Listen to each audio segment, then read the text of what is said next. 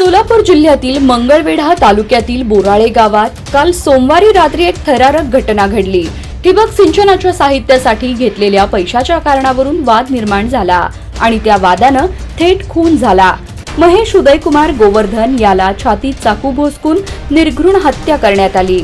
या घटनेनं संपूर्ण गाव हादरून गेले असून नागरिकांमध्ये भीतीचं वातावरण आहे। आरोपी भीमराव उर्फ वाळू कृष्णा चौगुले यानं महेश गोवर्धन याच्याकडून ठिबक सिंचनाच्या साहित्याचे पैसे मागितले।